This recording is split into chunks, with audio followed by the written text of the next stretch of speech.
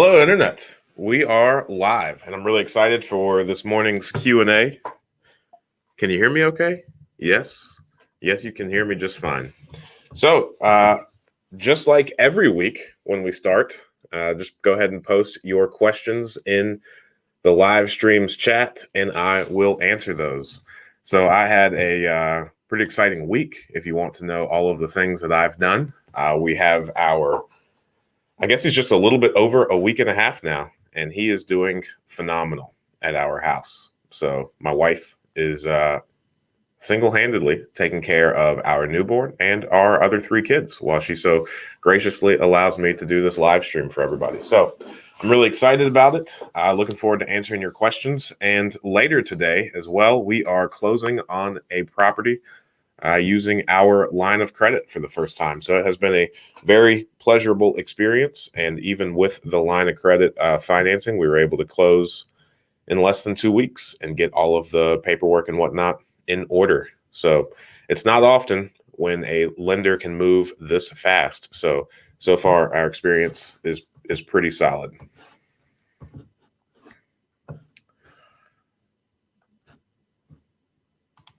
It is.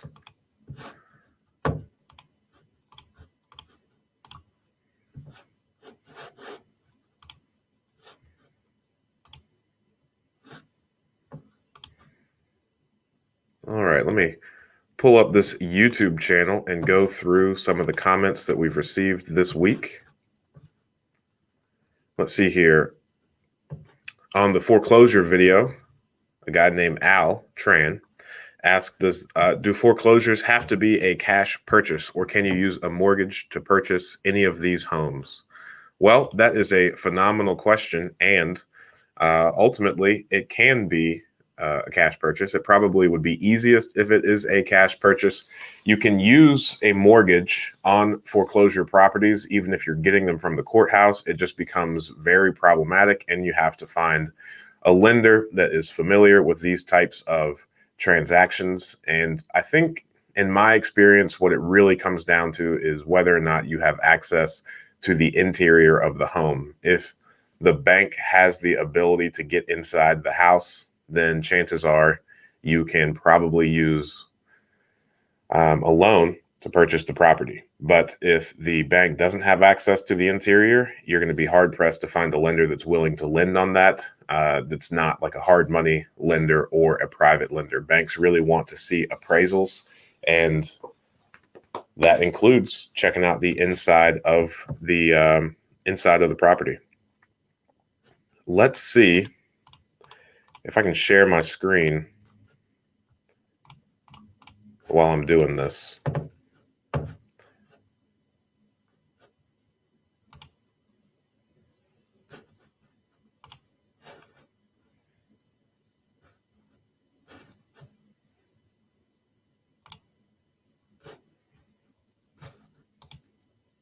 So close.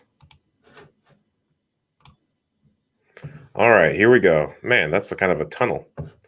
You probably can't see that. That's such a small screen. Can I make it larger? There we go. All right.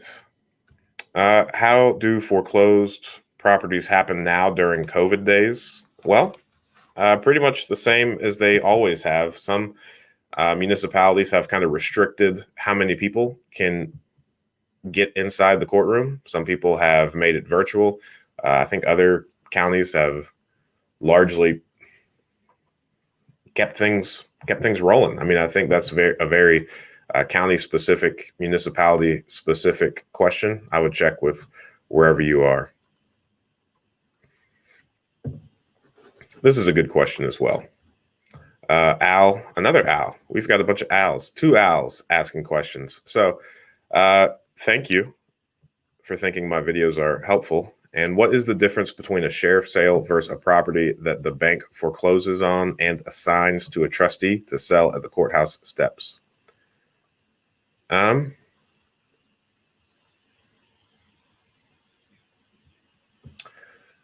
So I think these are the same thing.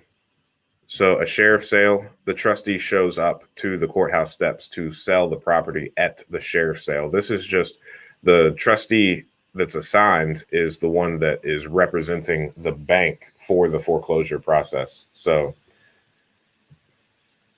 what happens is, so the bank forecloses, the bank is the complainant on the foreclosure process. So the bank is the one that triggered it, which means the bank is the one that the homeowner stopped paying. So however much the bank is currently owed on that property is what the bank sends the trustee to the courthouse to bid the property up to. So the way that this process works, whenever the bank files the complaint to the county in order to start the foreclosure process, then the county, the sheriff, whoever you want to call them, they do their own independent appraisal of the property. Now, this is how it works in Montgomery County here in Ohio, is whatever the property appraises for, let's say it's 42,000 is what the property appraises for. The minimum bid is going to be 2/3 of that, or 28,000. So if the bank is owed, let's say 70,000, then the bank most certainly wants that property to sell for a minimum of 70,000, not 28,000. So the bank will send their trustee to the courthouse to be the first person that bids on the property, and they're going to immediately bid it up to $70,000. So I think you've done a lot of really good research that led you to asking this question. And I think, you're looking at the same thing, and now you're just trying to piece everything together. So if you see a property where on the sheriff sales website, or however the properties are listed, if you see the minimum bid being 28,000, and then you look through like the county clerk's records, then you see that the trustee is assigned. And then if you actually look at the complaint that's been filed, and you should have access to that from the county clerk of court's website, then you're going to be able to see the amount owed plus whatever interest rate the bank is charging for the time they haven't received payments. And then you will get a good idea as to what the first bid is going to be, or what the property is going to sell for. Also, if a property has 3 different liens, one is a home equity line of credit and the other is a mortgage, I think. If the first lien is being foreclosed, does it automatically overwrite and get rid of the HELOC lien? That's a good question, and I'm really not sure.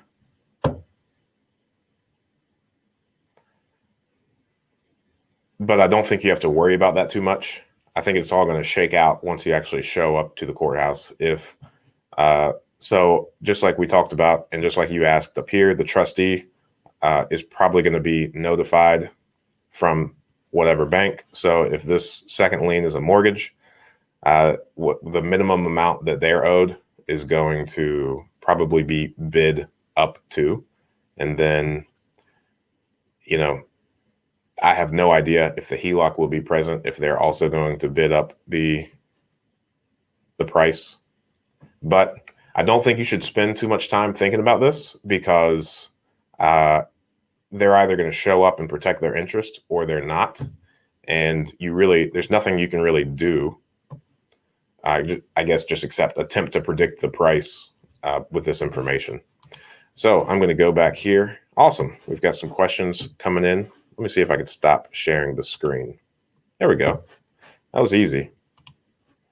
I see that you're getting that prop stream money. You're right, Lewis Porter Jr. I went and looked. I sat through like a brief tutorial of prop stream, and it has already helped me tremendously. I kind of, as soon as about halfway through the little tutorial process that I was sitting in, I was just like, you know what? I immediately regret all of the times that I ever recommended that people go and pull their own data. It makes it so easy, and you could truly just click through a neighborhood based on the lot lines. I mean, it's got a phenomenal interactive map where you can just see all of the records against any properties. I mean, the private lenders that I use during this tutorial, I actually had them pull up some of the properties that I own, and their information was very much so accurate on the properties that I have. They even had the first names of some of my private investors. So I think that is pretty wild. So I went through the area that I'm familiar with and looked at all of their pre-foreclosure data. And I'm really pleased with it. It definitely speeds up the process as to what you're looking for. Um, I'm really excited about incorporating this into our just normal deal flow and figuring out what types of homes that we want to target to purchase. So I'm really pumped to use this in our real estate investing business. And I mean, it allowed me to analyze a tremendous amount of data in a very short amount of time. So much so that I think the $97 price tag is a little bit probably undervalued if depending on like how you use it. So it's $97 per month. And yep, I put that link in the description. And I think I'm a firm believer in it. I actually think that it's probably the best not management system. I just saw 37's question. It's one of the best softwares for real estate investors. It kind of changes the game. It changes the whole dynamic of how I'm going to approach real estate investing, quite honestly. Della Rosa Familia. Hello, Della Rosa Familia. When you say cash purchases, like in cash or through the bank, cashier's checks, I recently did one and the bank gave me proof of purchase issues. I'm not so sure I understand your question.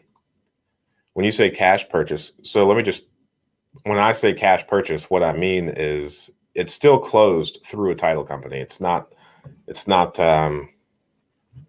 some people that like to be a little bit less careful, I suppose, will approach an owner and hand cash to an owner and do like a quit claim deed. But what we do, and what I would recommend everyone does, is always close through a title company. So it's not necessarily closing through a bank, but a title company. And the title company goes through, they look at all of the previous times that the title has transferred. They make sure that there are no liens. They make sure that there are no, clouded titles is the verbiage that they use.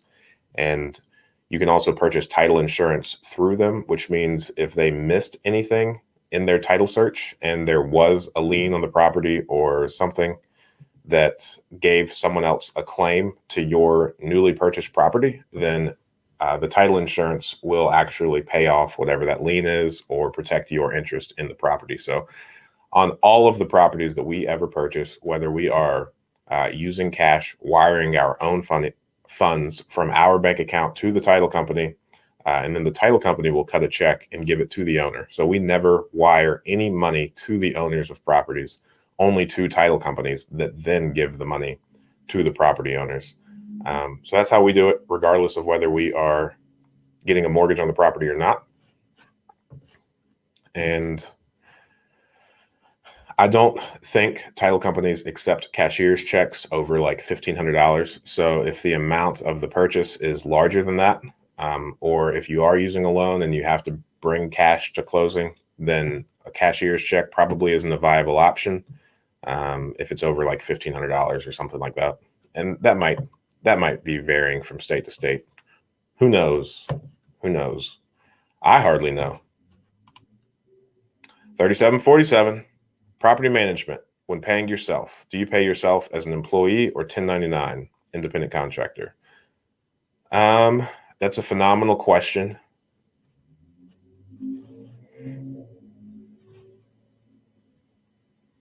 Not an employee. So if you are the owner of the companies, then it's all going to boil down to the K-1s that you receive. So the property management company that we own, we are going to receive, my brother and I, we're business partners in everything that we do. We're both going to receive K-1s from the property management side of things. And the property management money is, like in all these deals explained videos, how I say that, we still pay ourselves 10% for property management. So the property management LLC retains 10%, and then the other 90 is passed through to the other LLCs, which we also get K-1s from. So whatever isn't spent on expenses or depreciated, whatever that money is at the end of the year is what our K-1 will say. But the property management LLC, just as I said all of that out loud, I'm pretty sure, even though it's the same ownership for both, I think we're likely going to see a 1099 produced or generated from the property management company to the property owning entities. And since the ownership's the same, I think that's more of a formality, but I think that's the way that they have to interact with each other since they're separate entities from a legal or tax standpoint. But this is me thinking out loud. Let me throw up my disclaimer. Good job, 3747. There we go. Not legal or professional advice. Just me thinking out loud about the way that I think we do things. Let me know if that answers your question. But I'm also more than happy to introduce you to my CPA, who I think is the creme de la creme. All right, my primary home is in Florida. I want to buy a rental property in Toledo. Any thoughts? Good luck. And I think you're on to something.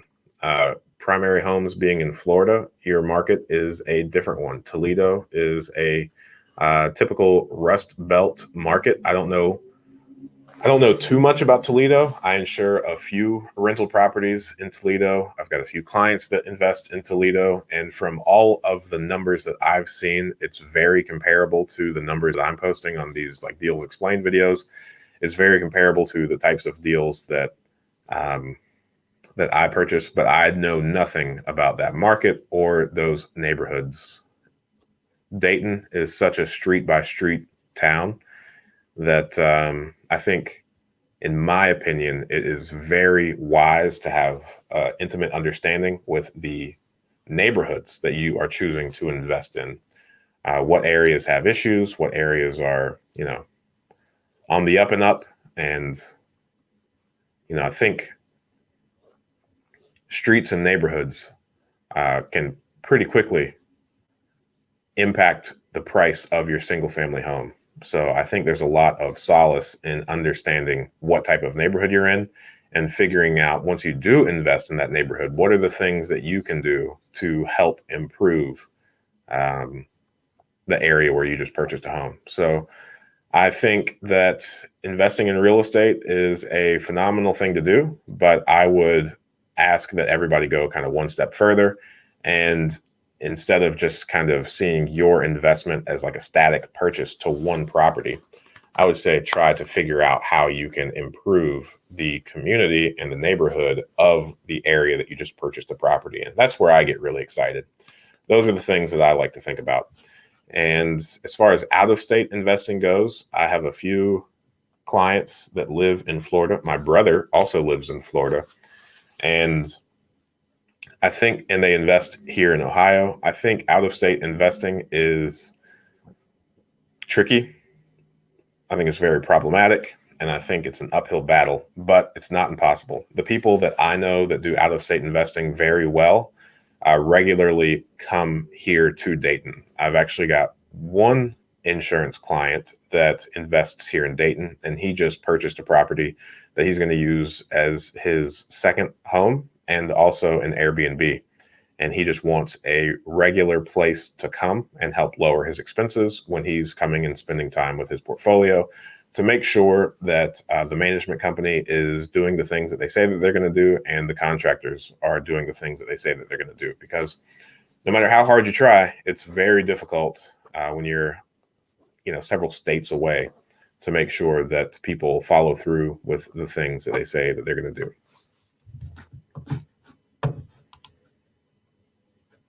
I think so too. So now, whenever you sign up again, use that pretty little link.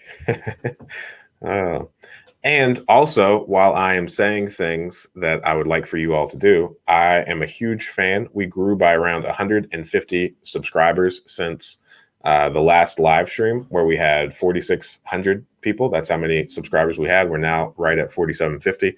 So my request to share this channel with one friend or two friends, or maybe even three friends, I think was successful. So thank you all. And if there is anyone at all in this world that you think might benefit from the content on this channel, by all means, please share it with them.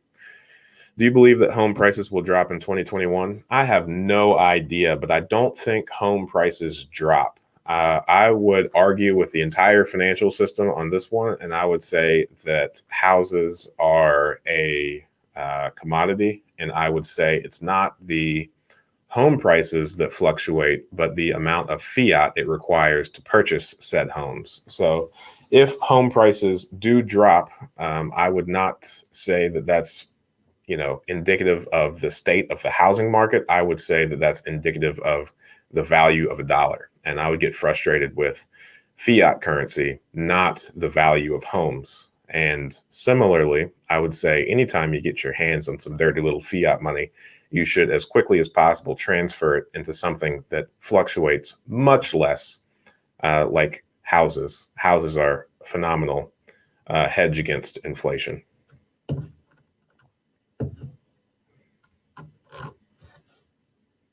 And if they do drop in 2021, it's all about having access to capital. So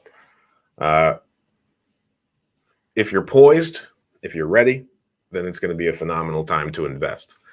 But as I've mentioned before, I definitely do not think that looking into the future and trying to figure out what may or may not happen is a good reason for kind of sitting on the sidelines. So I would say, we were buying properties for back in 2016 for, $10,000 to $25,000. Now we're buying those same properties for $40,000 and $55,000. So if they go back to $10,000 and $25,000, then we'll keep buying them. And if they stay at $40,000 to $55,000, we're going to keep buying them. And if they increase a little bit more, we're going to keep buying. So it's kind of like, dollar cost averaging. If you're going to buy one home, you might be impacted a little bit more. But by and large, again, I would really emphasize the fact that your real estate is what's stable and the fiat is what's fluctuating. Moncrief. Be easy with Moncrief. My brother and I joke about Moncrief a lot. Those numbers in Moncrief are very similar to Dayton, but the alleged crime rate is drastically different. Not much inventory. I think we're going to continue seeing that, and I think that is one of the reasons that I don't think that housing prices are going to drop. Or I think I think because the Federal Reserve is keeping interest rates so low, and they've said that they're going to do that for quite some time. I think because of the ease of access to cheap money and the demand for houses, I think it's just going to go up as more money is printed and more money given out at lower interest rates. I think so long as money is being printed, I don't think the houses are really at risk, because again, houses are what exists apart from the financial system. But, I hardly understand what I'm talking about, and I'm speaking way out of line on the fiat and commodity issues. I don't really know much about it.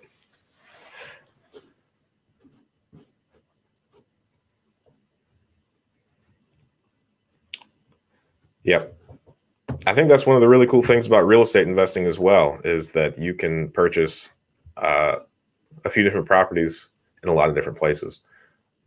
But the only thing that I would say about this in particular is I have had a few people call me. I don't write their insurance, but I've had several people call me, and they'll do things like they have 2 properties in Texas, 2 properties in Oklahoma, 2 properties in South Carolina, 2 properties in Ohio. And I just don't understand the kind of concept behind that. I get that it might be good diversification. I get that it might make you feel pretty successful and pretty cool.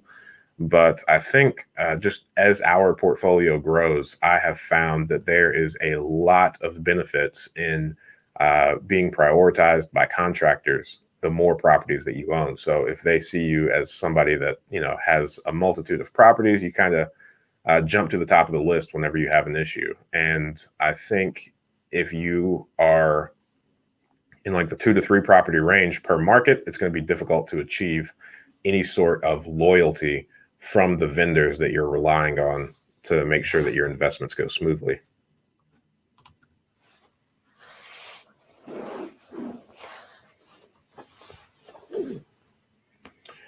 For sure. Because if the interest rate is fixed and low, like right now, I think we are in a really cool time because the average rate of inflation is 3.22% per year. And now your average 30-year home is lesser than that. So my brother, being a loan officer down in Florida, he's been handing out some loans at like 2.25%. So you're an entire percentage point below the average rate of inflation. So just by having that loan, you are increasing, your purchase power tremendously and the power of your principal pay down and appreciation. So by all measurable metrics, I believe that if you have the ability to take on a loan at lesser than 3.22%,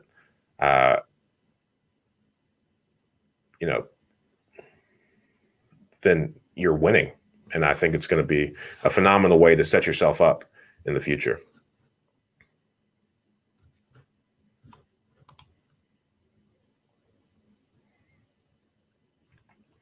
$16 properties. What is the price tag on 16%? 16 properties in Fort Pierce. Is this $1 million plus transaction?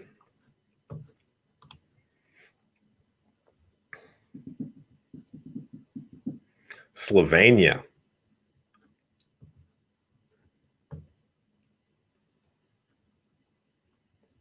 Yeah, I think that's phenomenal. I heard cash out refinancing is hard for investment homes. Do you see that as well? I'm looking to possibly do a cash out refi in the second half of 21 or early 22. No, I do not think that cash out refinancing is difficult for investment homes. I think it is like anything else in life where you probably have to be pretty persistent in looking for it. But, I think a lot of banks tend to get kind of gun shy, but that isn't a reflection of how difficult it is to refinance an investment home so much as refinancing investment homes might not be in the appetite of that particular bank. So as I have mentioned, I think a few times on this channel, the majority of what I do is the actual kind of boots on the ground stuff with property management. And my brother is the one that regularly reaches out to lenders and figures out how we can refinance a lot of our homes. So we're currently doing a cash out refinance of 36 properties. And that took a while to find a bank. But at the end of the day, we still had, I think, 3 lenders that were interested in doing it for us. And we just, picked the best terms available to us for that particular loan. But I would say there's a learning curve to it. And especially if you are reaching out to a lender that is a little bit gun shy on refinancing investment properties, then it really comes down to the way that you present it and the terminology that you use. Because, unfortunately, we understand the real estate investing side of things, but probably not the lending side of things. And the people that understand the lending side of things seldom understand the investing side of things. So you kind of have to learn enough about both industries in order to speak and kind of gain favor in the eyes of the lenders. I hope that made sense. Yeah. Yeah, he is. It's part of our master plan because of just what I said, since we understand the real estate investing side, but we do not understand the lending side of things, we figured it would be a good idea to infiltrate the lending industry and figure out what all they care about, and figure out how we can position ourselves and our business models best to be most favorable in the eyes of lenders.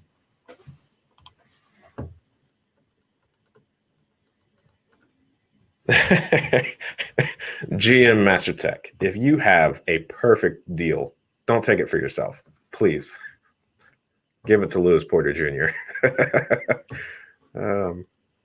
Okay. You guys are having a lot of chit chat. I don't need to comment on all of this. Let's see.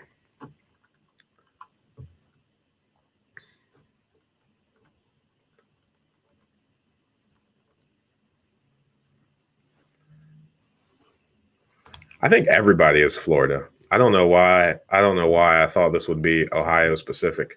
This is nation specific, and Lewis Porter Jr. Holds it up for all of Florida.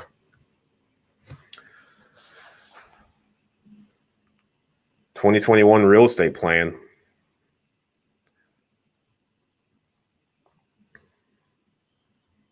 "50% loan to value is solid. That's pretty safe." I was actually in the phone. I had a conversation with someone yesterday who has some rental properties, and he just kind of mentioned in passing that once I hit a certain number, I should consider paying off the properties. And that's like a lot of people's knee-jerk reactions, and I totally get it. And if you are ever looking to push the cruise control button or generate, if your goal is to generate a certain dollar amount per month and live off that, then I guess owning properties outright is definitely the way to go. But if you even have an inkling that growth might be in your appetite, then I don't think it makes any sense to pay properties off because, of all the reasons that we just mentioned about properties and fiat and all of those things. Nice. You're right. You're right. No, unfortunately, right now, all he does is Florida. We have been working diligently to try to get him licensed in Ohio next. But again, brokerage, we haven't started our mortgage brokerage office yet. But who knows? That may be in the cards, in which case we're going to try to lend everywhere.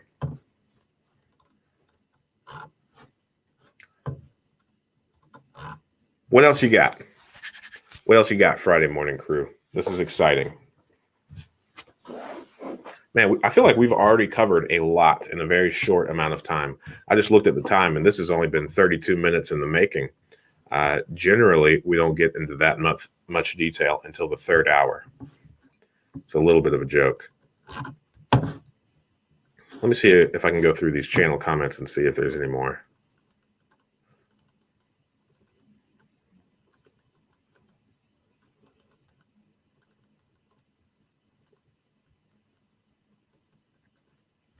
Okay, one of the questions that I get a lot on this channel as it pertains to foreclosures are the liens and how to check liens before bidding on a property at court. And I don't think that I would check liens.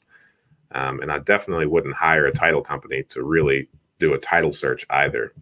And I think there's a little bit of confusion on bidding on properties at the foreclosures and like being able to back out of it. So it's not like you're going to be forced to purchase a property with tons of title issues. When you bid on the property to foreclosure, you have a few weeks to get the title search done. And while you can't back out simply because you changed your mind, you can back out because of title issues.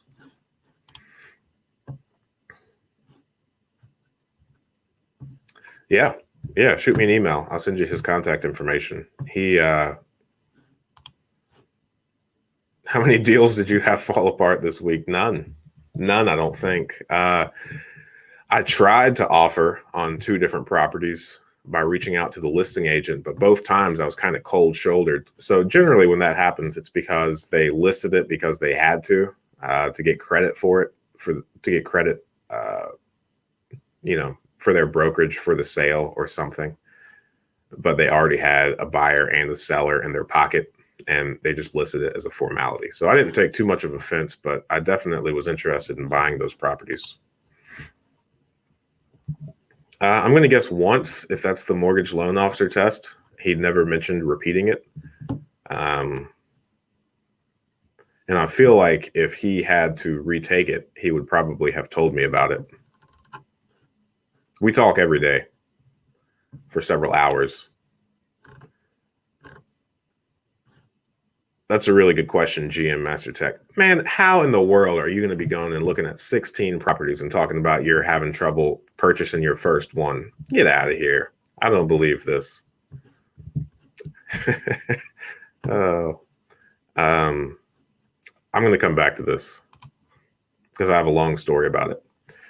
Do you use a realtor? You just reach out. I do not have a dedicated realtor that I use. I buy a lot of properties from a lot of different realtors. One of my favorite things to do is reach out to the listing agent.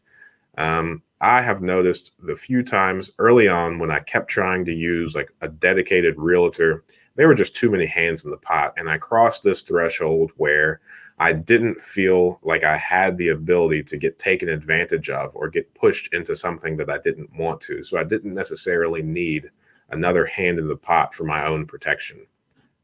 So I kind of shouldered the risk. I say that, but at the same time, as you remember a few weeks ago, I made a $5,000 mistake because I misread a contract, but that's totally on me. And that would have happened if it was, the listing agent that I reached out to or my own dedicated agent. That was a matter of me having my 3 older kids on top of me in the couch where I had to get a DocuSign back pretty quickly. So life lesson. But I definitely say the fewer hands in the pot, the smoother the transaction goes. And once you reach a certain point, if you are confident in how the entire process works, if you're confident in terms and what you want, what you will accept and what you won't accept, then you don't necessarily need your own realtor representing you or walking you through the process. I say that, but if it's your first time or two, it might be helpful. As far as getting over the first purchase fear,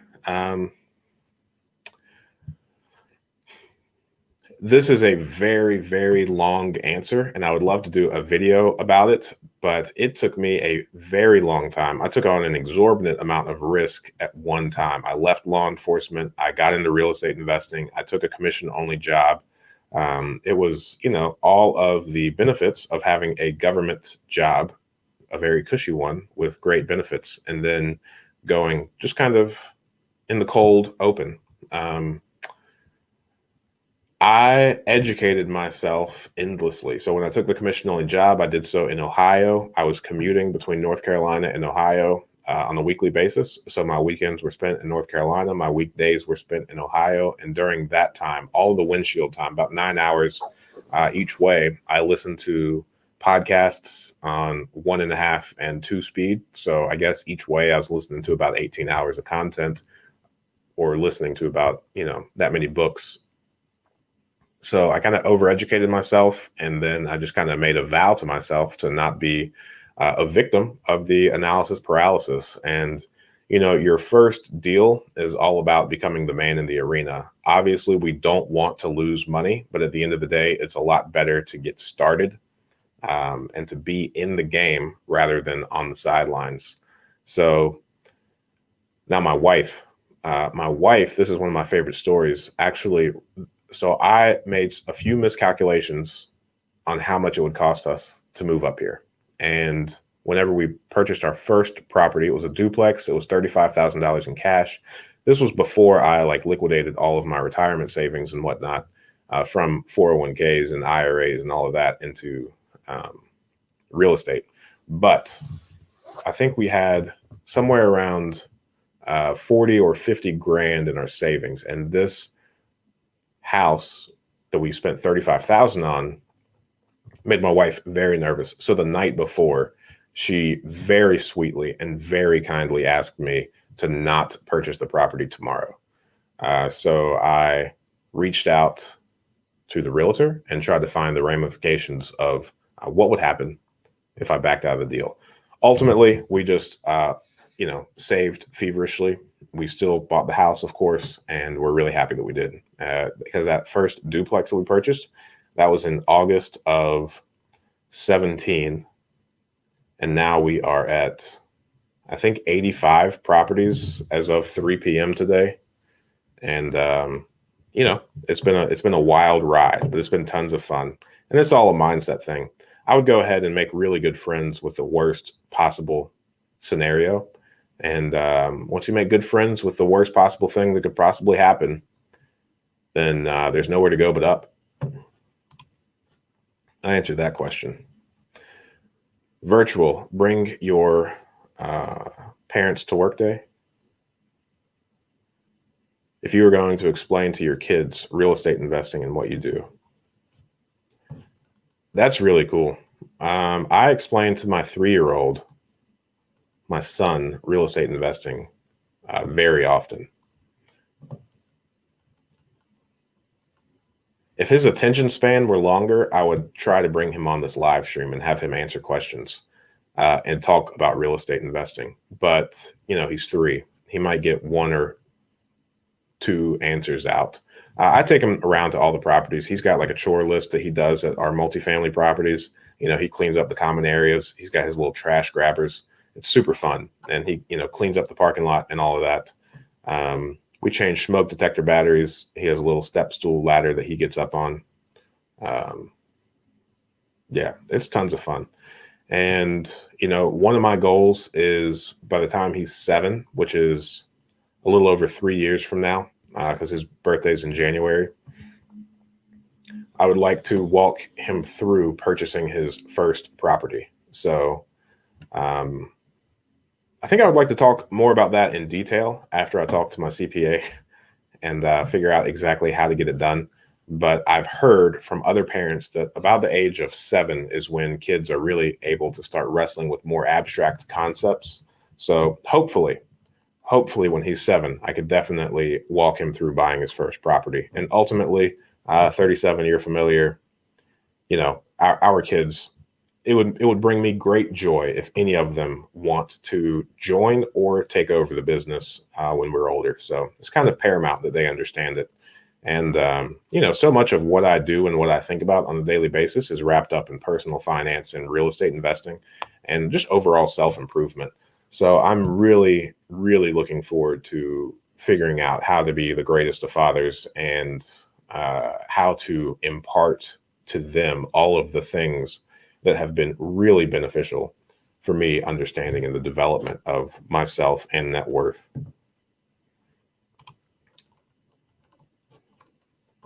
Yeah. But doesn't it get easier the more deals that you miss out on? I'm not the fan of your terminology of semi-decent, but missing out on any deal is a tough thing to do.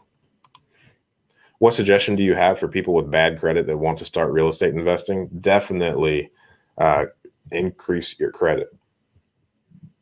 So I actually did a video because I really tanked my credit score because I never really paid attention as to what went into building a credit score or increasing it.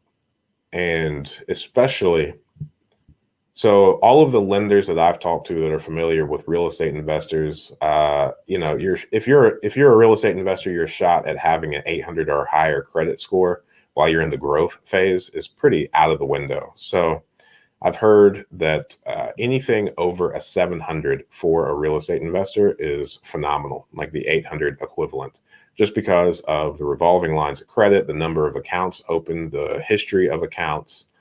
Because if you're getting loans on each property, and if some of them are in your personal name, then that's really going to make you look unusual because the number of inquiries and the age of your average account. So I would increase your credit score as quickly as possible and as effectively as possible. If you've done some things that are going to take, 7 years to fall off, then you're probably going to have to get pretty creative. There's this thing called piggybacking where you can get added to your parents or, someone that loves you and trusts you a tons account, and then you would get credit for their oldest accounts and their payment history. It's not a surefire way. I would definitely do some research in that if you're looking for an extra 40, 50 points added to your credit score pretty quickly. And then outside of that, I would say learning all of the different ways to get creative in real estate investing, the subject to deals, the seller financing. And I would say it's definitely possible to get started in real estate with extraordinarily bad credit. It's very common to do, but you're really kind of going to straddle a fine line between how can you do so ethically and, with everyone's good intentions in mind. So the last thing you want to do is kind of rip somebody else off so that you could, benefit from it, which is, I think, kind of the tacit underlying intentions behind a lot of people that do like wholesaling or subject to deals. So long as you are, upfront with people, transparent about it, what you would get out of it, what they'll get out of it, and the options available to them that are outside of you. I mean, hey, From my experience, the more transparent and the more, of a real human you are, the better the more everybody wants to help you. So real estate investing with bad credit, totally doable, easily possible, but it is, 100 times harder than having a solid W-2 and a really good credit score. I think that was a good answer.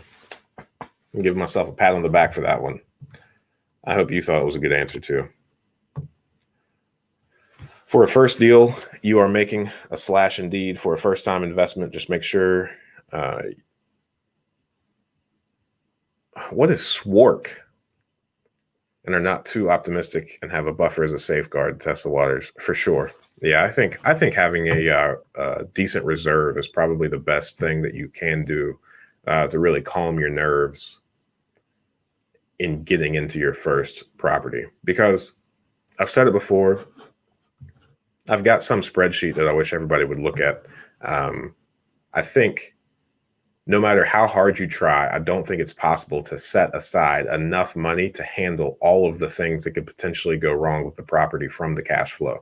So having a good reserve is paramount. Wise words. That's what I'm talking about. Hello from New York City. What's up, JJ? How do you feel about wholesaling? I think it's probably not the most of ethical things. I think there's definitely a way to be an ethical wholesaler. But, my biggest issue with wholesaling is, I've purchased tons of properties from wholesalers. So I'm not by any means condoning or condemning. Condemning is the word I was looking for. Condoning means I approve. I do approve of wholesaling. There's just a right way and a wrong way to do it. And I've had a lot of deals fall apart from wholesalers that were being very sneaky, that were hiding, their fees, how much they were making. And,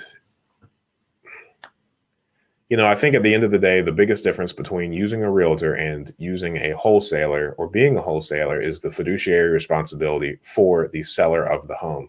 A realtor has that fiduciary responsibility. If an individual approaches a realtor and says, I want to sell my home for $20,000, the realtor, if the house is worth $50,000, is, responsible for educating the person and telling them that it is actually worth $50,000. The wholesaler would immediately put it under contract for $20,000 and then get super duper excited because they have the ability to then sell it for $50,000.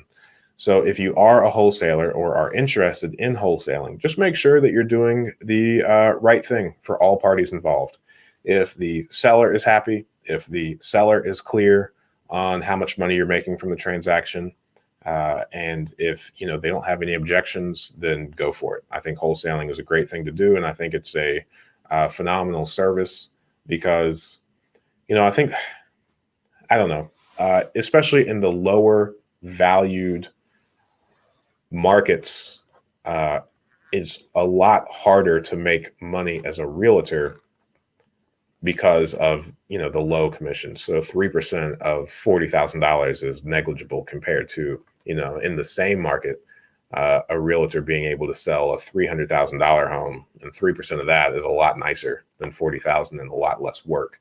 So dealing in the lower value areas, a wholesaler is probably more inclined and more motivated to go above and beyond for, the amount of money that could potentially be made.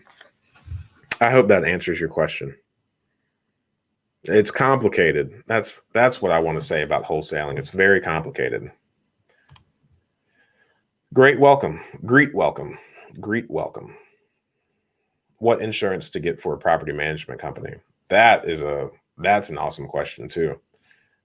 Insurance for a property management company.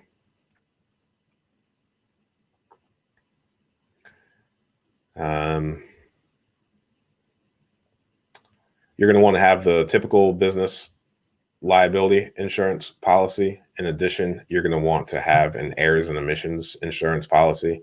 And the errors and emissions would cover you from, just if you get sued for some sort of like equal housing violation, some sort of discrimination thing, I mean, that would cover you there. And then the general liability would just cover you from any wrongdoings that you're accused of, from just the daily management thing. But I think the errors and omissions, the big one. And I think that is probably the largest exposure for people that are doing their own property management is the potential discrimination lawsuits from equal housing. If you're not careful, you could not be covered for those types of things. So I would just double check on that. That's the only thing that's different between property management and any other business. All my friends aren't interested in real estate investing. How do I go about getting new friends that are in real estate investing? I think you're well on your way, JJ. And I think, you just said hello to a whole group of people on this channel that are interested in real estate investing. I think that's definitely really important. I would say education and your network are the two biggest parts of your success. So, kudos to you. Hats off for figuring out that your friends have limitations and it's not to discard them, but surrounding yourself with like-minded people it means a great deal to me. That's got a soft spot in my heart because that is, I would contribute me surrounding myself with the right people for about 80% of my success. Of course, my actual work ethic being the other 20%, and the support from my wife. So networking meetings, I know those are few and far between because of this pandemic. And then in addition, I would say, forums, bigger pockets.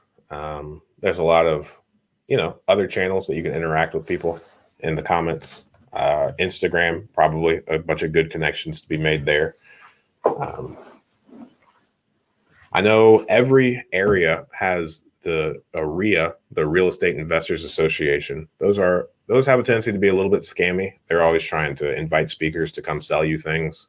And here in our local REIA, every time I've gone, I have been very underwhelmed with the amount of experienced people there. It seemed like a lot of people that quote unquote wanted to get started, but they've been going to these things for decades and don't even own a property yet. So I would just be careful, but I would be very intentional about finding people and getting involved with them. Do you do mentoring for fairly newbie real estate investors? Thank you. I appreciate it. I would say yes. I would say if it were a perfect world, I would have the ability to talk to tons of people one-on-one. It's really important to me. I did a video about my goals over the next 3 years. I want to help 10 people buy 10 properties. That's important to me. And I definitely want to constantly make sure that I am giving time,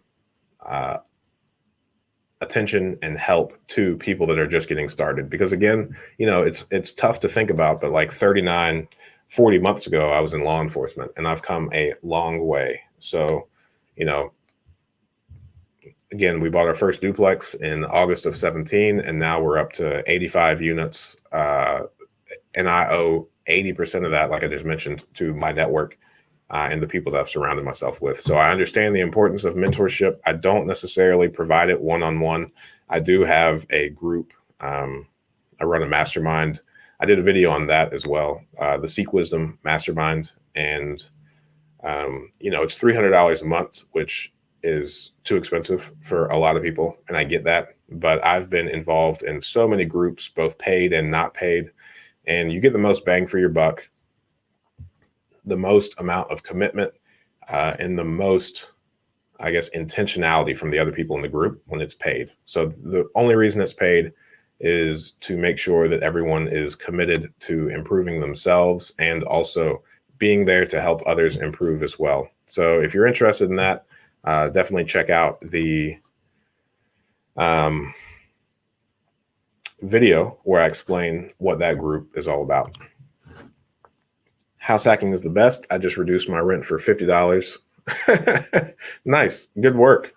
Yeah, I agree. The house hacking is the best. I definitely think that if I were to go back and start over with everything that I know now, I would be a lot more intentional about house hacking. And, I would move very regularly in my single or 1 to 2 kids range into other properties that could also be house hacked. So we did a bunch of single family stuff. And when I moved to Ohio, we purchased a home for, I think it was either 60 or 70,000. And, you know, when we lived in North Carolina, we had 17 acres and we built a house. Our mortgage there was like $1,300 a month or something like that, because we lived out in the middle of nowhere. It wasn't like it was a desirable 17 acres. We had that much land because there wasn't anything out there. We heard tractors all day, not lawnmowers. But yeah, so when we moved up here, the $60,000 or $70,000 house, our monthly payment was like $450. So it played a massive role in allowing me to decrease my expenses. All the while, I was very focused. Like I just mentioned, I took a commission-only job, so I was focused on increasing my income and lowering my expenses.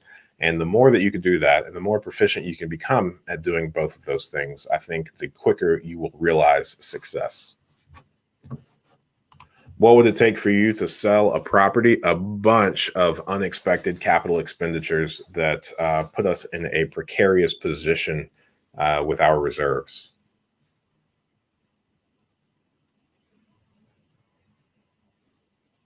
Does that make sense? Kind of answered that off the cuff, but I really like the way it sounded. And I would agree with that. So we're very diligent in all of the things that we do so that we don't have to sell properties ever. And really quick, Vishal V, just send me an email. I've even got a few calls scheduled today, just with people. I might be able to fit in like one-off conversations, but probably I'm too scared to commit to kind of, mentorship one-on-one on like a weekly or monthly basis because I've got so little time. I found myself in a position here lately where between all the businesses, my to-do list never actually gets finished on a daily basis. So I'm, very apprehensive to take on free things. So you don't prune your investments from time to time. Perhaps on the front end, I don't think we have purchased anything in quite some time that we didn't think would be a good investment, or we didn't purposefully, because again, keep in mind, we're still very new into this. We've only got, a little over 3 years experience. So we haven't necessarily seen all of the market cycles that someone more experienced has. And we haven't necessarily experienced headaches on a consistent level like more experienced people have. So I would actually say that a bulk of our portfolio has been built on the backs of other investors pruning their portfolios. We have purchased 2 different packages from investors where in their minds, they sold us the properties that were their problem properties, but they haven't been an issue to us whatsoever. So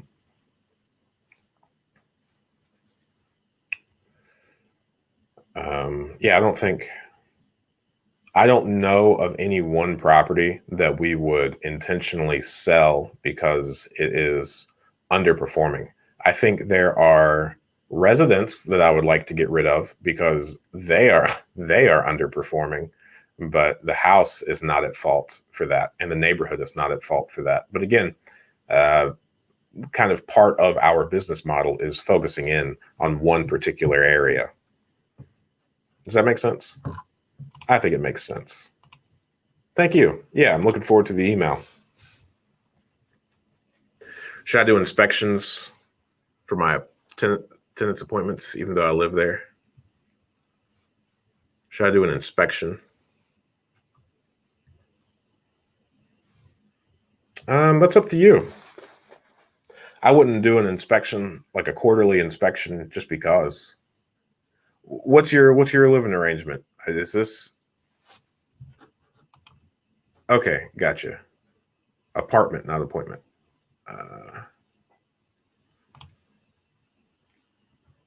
I don't think so. I don't think I would. I think since you live there, you probably have enough of a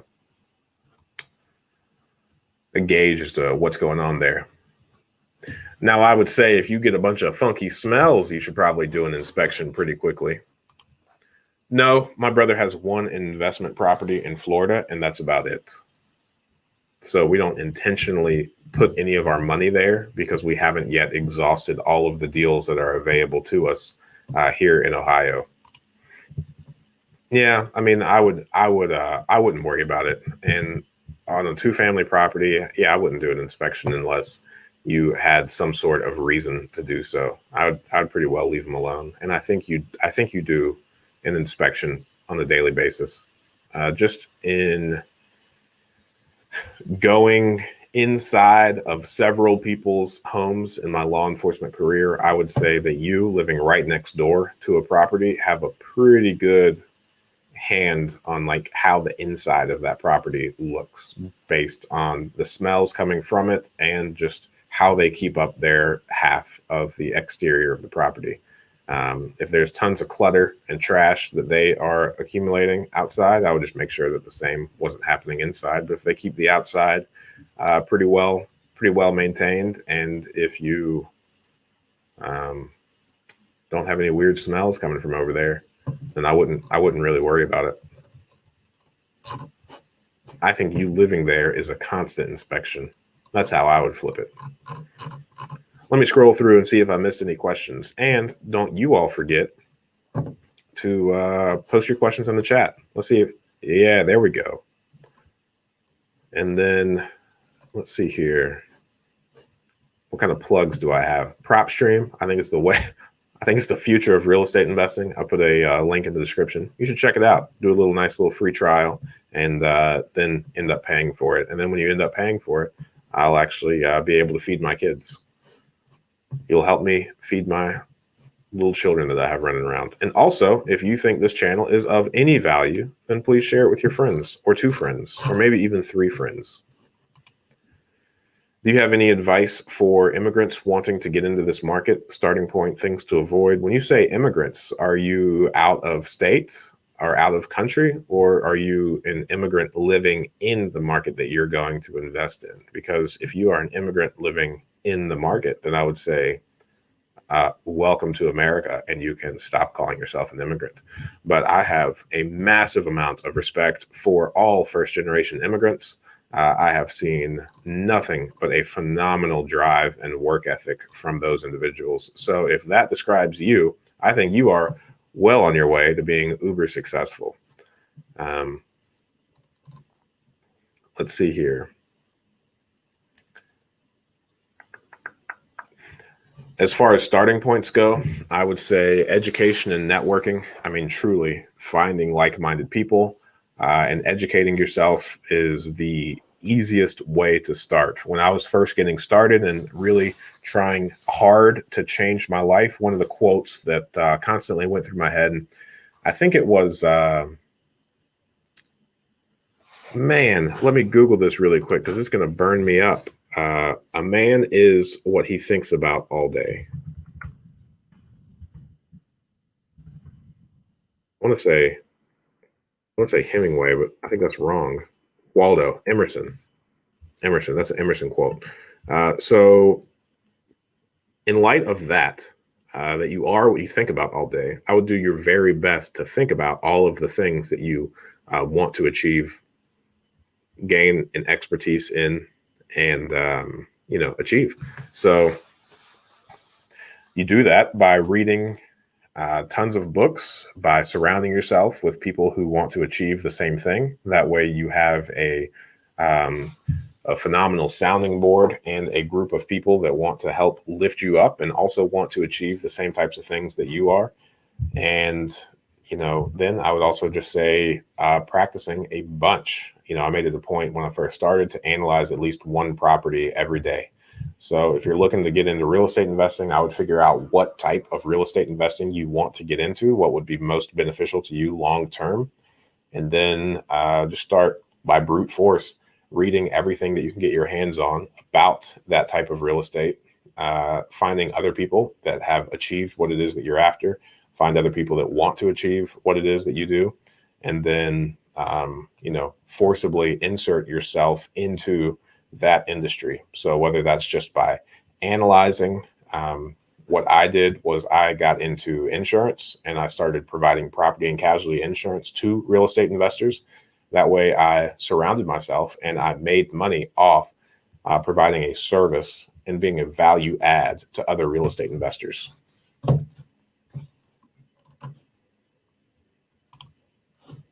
I'll give myself a pat on the back for that answer too. I think that was really good, Victoria Edwards. I hope that answers your question. I'm scheduled to close on a student rental investment property next week, my first. I know that's not your niche, but your wealth of experience and knowledge definitely helps. Thank you, and congrats on the student rental. That's pretty fun. I think if I had to do something other than what I do now, I think student rentals would pique my interest. I thought about it a good bit because I bought a few properties that are kind of on the edge of the University of Dayton, and I know a few people that successfully do like Airbnb and student rentals in this same area, but man, I am just such a fan of potentially getting long-term tenants, like 5, 10, 15-year types tenants. And anything that has extra work attached to it, I think for the time being, I'm avoiding, even if it does mean a little bit of extra money. Have you done JV deals? How do you feel about it? Yeah, we have a few LLCs where we are 50% owners. My brother and I are 50%, and the people that we partnered with are 50%. It's not a bad arrangement, but it's generally the only reason that I know of that people kind of JV is a capital issue. So if you want to like pool resources together, or if you want to do all the sweat equity stuff and somebody else provides all the money, that makes sense. And the ones that we have taken on here lately have been exactly that. So we have, all of the JVs, quote unquote, or the partnerships that we've done here recently have been where we put up zero capital. Somebody else puts up 100% of the capital, and we select the properties and manage the properties. But the only reason we really did that is because it was a good friend, and long term, there's a lot of synergy there that we could capitalize on. But I don't think we would go around looking for that. Especially, we recently got approved for a $10 million line of credit, and we have as we refinance our private investors with bank money, our private investors want to put that money back with us. So since capital isn't really our issue, kind of like I said about the realtors earlier, there's really not much sense in allowing more hands to be in the pot for no good reason. That's kind of how I feel about it.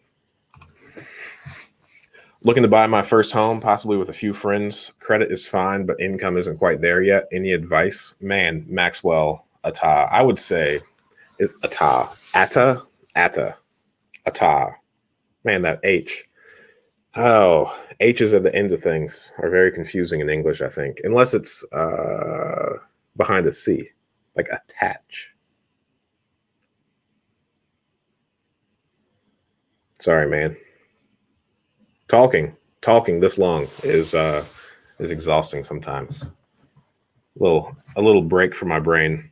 I would say my biggest advice for the income is figure out how to fix it. Income is all of money is a very funny thing. I did this one video that I'm really proud of. Let's see if I can find it really quick. It's called Never Run Out of Money Again. And I kind of share my opinions about money.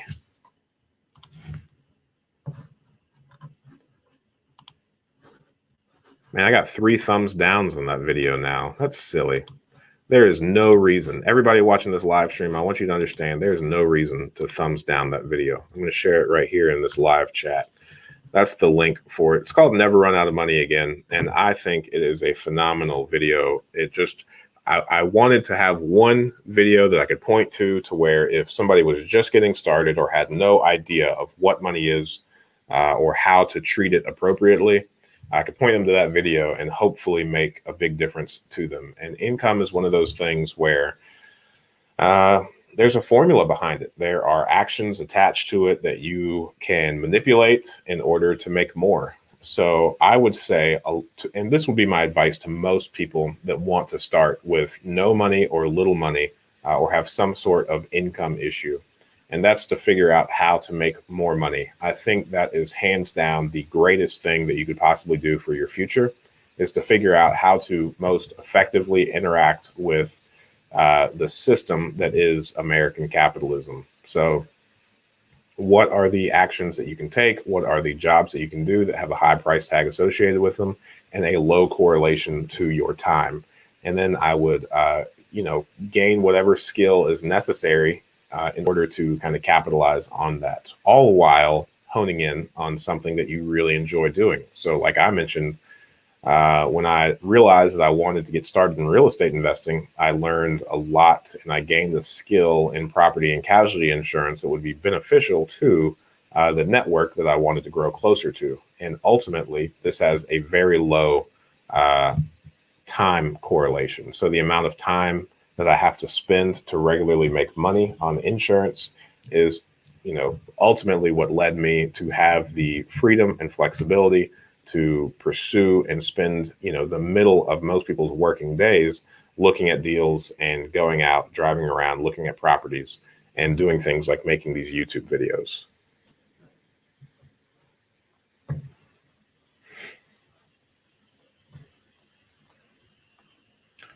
When I first started, I heard somebody say that money isn't real. And it made me really angry because all of the problems that I had at that time revolved around money. So if money wasn't real, then neither were my problems. So I actually made that my phone's background. Just said money isn't real. And I pondered that until it made sense. And I kind of convinced myself of it. So I would agree with that. Money's not real. Figure out how to make a lot of it. If you're not making the amount of income that you want to, there's a good reason for it. And you just have to kind of reverse engineer your way back to how much money you want to make and then do that. I just sent my tenant a $50 gift card for being a great tenant and taking care of the property. Do you think this was a good idea? I think that is a great idea. I have been working on an idea where, similar to what you just said and did, I would like to figure out how to do that kind of at scale across our portfolio and maybe attach it to taking a picture of every room, taking a picture of like a dated furnace filter, and then come up with a list of things of, if you do all of these, then you'll get a gift card once per quarter or something like that. But I haven't actually been able to allocate an appropriate amount of time to achieving that. But man, when we did this 36 property refinance, we had to do appraisals on each of them. So I spent 4 days going around to a lot of our properties, 36 of them, and doing an interior and exterior inspection of all of them. And man, I was on the verge of tears on the end of the fourth day, because again, some of these properties were the ones that were the other investors, problem properties. And man, 98% of the people there lived so extraordinarily respectably. They were phenomenal. Not only would I live in those houses, I would probably live with those residents in those homes. That's how highly I think of the kind of house that they keep. Thank you. I appreciate you saying that. And thank you for validating my response, Victoria Edwards. I really appreciate it. Any good books you can suggest? All of them. Let's see here. I have a list of books somewhere. I think it's in the description of most of the videos that I post. Let's see if I can find it really quick. I've got a list of all of the books that I've read. And this is an interactive spreadsheet, of course, that has tons of affiliate links to Amazon. Because if you click one of these links and purchase one of these books, I think on average I make about 44 cents. And that 44 cents goes a long way, especially when you compound it over 30 years. So let's see how much 44 cents is for retired Ryan Ingram, for 60-year-old Ryan Ingram. Let's see here. Let's assume that I can make money at a rate of 10% with that 44 cents over the next 30 years. That's every $1 now would be $17 then. So times 0.44, $7.67. So each time you purchase a book on Amazon from one of the links in this spreadsheet, you're making old retired Ryan $7.68. So thank you for your service in doing that. The books that I would recommend immediately that I think everybody should read, the first one is The Wealthy Gardener. That's a book that I think it's probably hands down the best book that's been written in like the self-development, self-improvement space in the past decade, maybe even 2 decades. So I even had the really fun pleasure or honor, whatever you want to call it, of interviewing the author of that. And that's a video on the channel too. The 12-Week Year is a really good book as far as like time management and goal setting goes. So if you want to improve very quickly, I would definitely check out the 12-Week Year and follow that pretty hardcore. How to Win Friends and Influence People by Dale Carnegie. That is an absolute classic that I think everybody should read very regularly. It is on my list of books to reread on an annual basis, along with this book, The Magic of Thinking Big. So this is one of my favorites as well, and I do my very best to read this probably once every 6 months or so, just to kind of keep myself grounded in thinking extraordinarily big and not letting myself accidentally settle. Because if there's anything that the daily activities are good for, it's to, regularly beat you into thinking very small. Think and Grow Rich, another classic. And then a book called Influence by Robert Cialdini. Now, that is a book that's, depending on how you look at it, depending on how you approach it, it can either help you a lot or you could find it pretty manipulative and off-putting. But there's definitely a psychology to the way that people think. And if you are truly interested in the majority of your business dealings being like a win-win relationship, then learning how to influence people is a really, really solid investment. Let's see, I'm looking at my bookshelf. Yeah,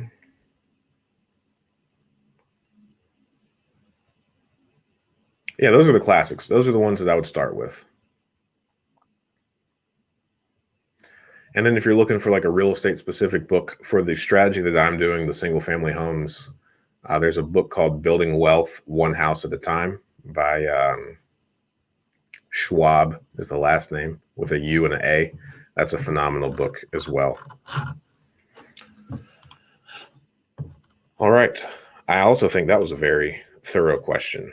We've got 10 people in here and we have been going for 1 hour and 18 minutes. I do not have anything to do over the next 40 minutes till 10 o'clock. So I've kind of slotted 8 to 10 out every Friday morning to answer questions. So if you have any questions, please go ahead and post them in the chat and I will answer them to the best of my ability.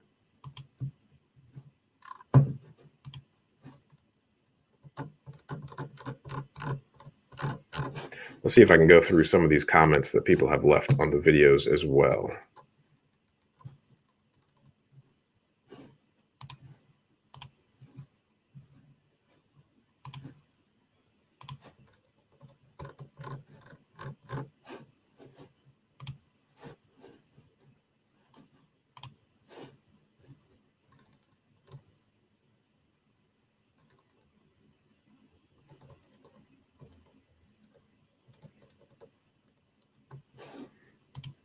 Nope, we did it. We answered all those. This is when I said we answered all those, all of the comments that I got to recently, we already covered last week. So we're doing pretty good. And let's see here. How do you know what a good property is? It's totally up to you. It's whatever your portfolio or your long-term goals. I think one of the coolest things about real estate investing is there's so many different ways to do it. So if what's working for me might not necessarily work for you, and what works for you may not necessarily work for someone else. There are tons of different ways to take advantage of making money in real estate investing, and I would highly recommend that you figure out what fits your personality best, what fits your long-term goals best. So one of the things that I'm a big fan of asking people to do is look all the way out until you're 60, 70, just way into the future, as far in the future as you can, and figuring out what would make you really happy to have achieved with your life, and kind of design a life that you would be extraordinarily proud of to have lived. And, being a good person, all of that stuff. Just talking about more than that, on like achievements, financially, anything that you could think of that's like beyond your wildest dreams. And then figure out how to use real estate as a tool to achieve those things. And then if it fits in that model, then it's probably a good property for you.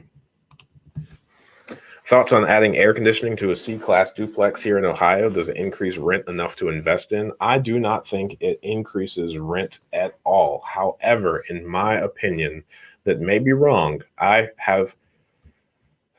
think that properties with central air age better than properties without it. So all of the properties that do not have central air that I've been into, the weird smells that kind of incubate in those homes is a little bit more pronounced. And having windows open with central air units seems to do a very strange thing. But one of the things that I noticed early on in investing that really made me frustrated, and I think it's exaggerated when the people that live there are also smokers, and I'm sure you've seen it as well. It looks like all across the ceiling, there's just like brown drips coming down.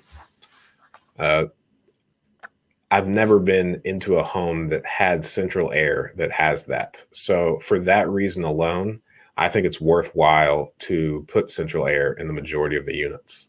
So each time we're rehabbing a unit, we put central air into it. And each time we are turning a unit, if it doesn't, and if we have the ability to, we put central air in that unit. And I think in a perfect world, our entire portfolio would have central air. I also think I think it's just good for the property, more so than it is convenient for the resident there. Yes, we have a few Section 8 rentals. We don't mind them. We don't like go out of our way to find them. We don't go out of our way to, make any of our properties Section 8. I don't think, as hot as the market is at the moment, I don't think there is any incentive to do Section 8 at the moment. I think at one point, Section 8 was paying a lot higher than market, but right now, I think you could get more on market than you can with Section 8. So I could be wrong about that. That's just kind of what I noticed.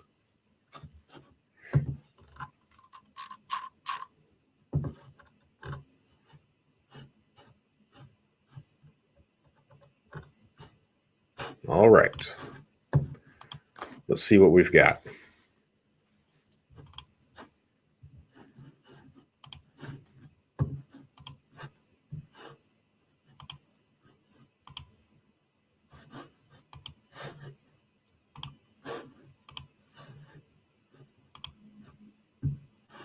It takes some time for the comments to upload over here on StreamYard. So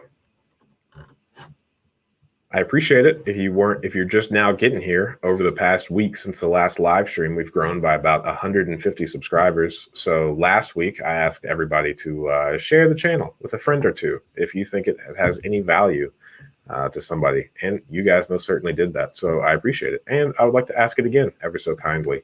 And I am also on Monday going to be doing a tutorial with PropStream. I think PropStream, I sat through a mini tutorial with PropStream, and it is a phenomenal piece of software. So I'm really looking forward to sharing that with you guys. Probably sometime on Monday night or Tuesday, I'll probably post that tutorial. I'm really excited about it. And I've got a few properties to drive around and look at just based on PropStream alone so far. So I'm really looking forward to using PropStream to really increase our deal flow and the amount of deals that we come across. So any other questions that you guys might have, go ahead and post them. Post them in the chat and we will talk about them.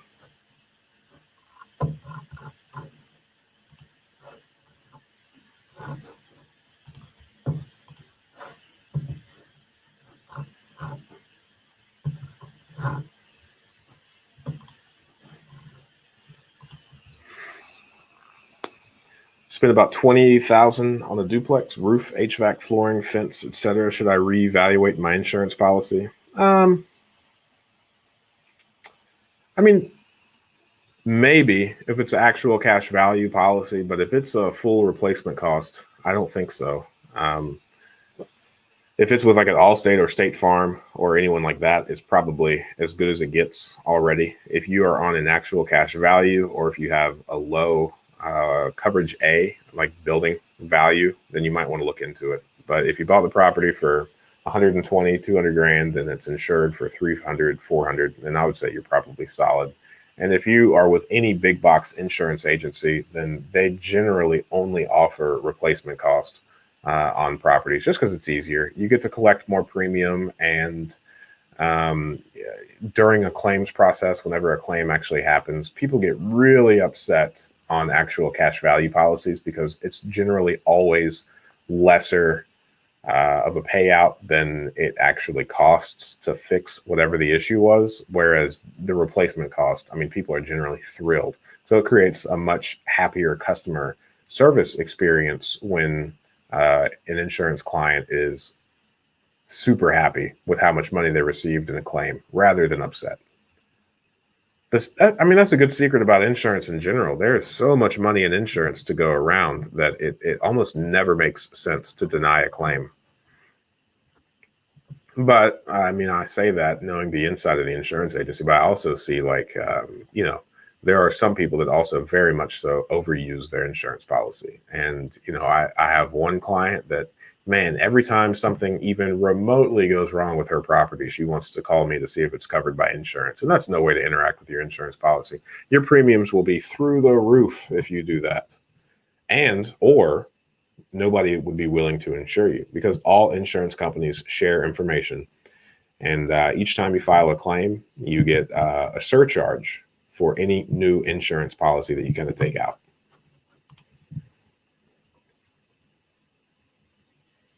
Thanks, man. I really appreciate it. And I hope everything with you is going well. I'm looking forward to seeing your YouTube channel. Did you decide to start one to document your journey, or are you going to back out on that? I'm looking forward to hearing from you. Yeah, so I would say it depends on the ACV or replacement cost and what you want to do. I'm going to scroll up through these live chats to see if I missed any questions, because you all say that I have a propensity to accidentally skipping things.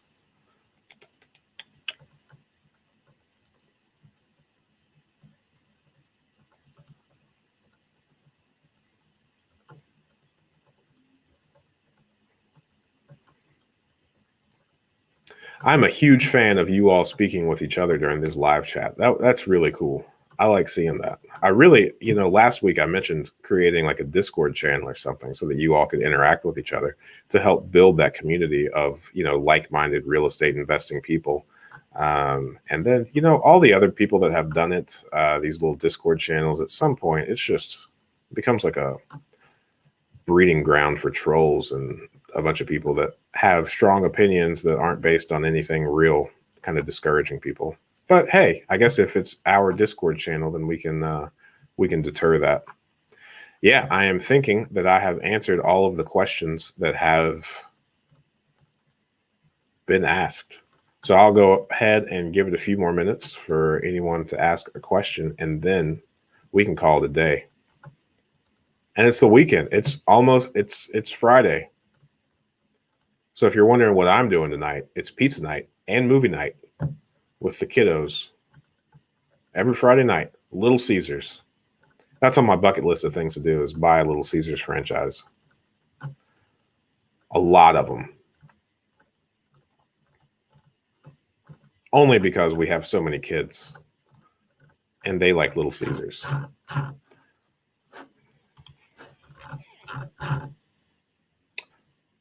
All righty, folks. I'm going to go ahead and say that we have done enough for today.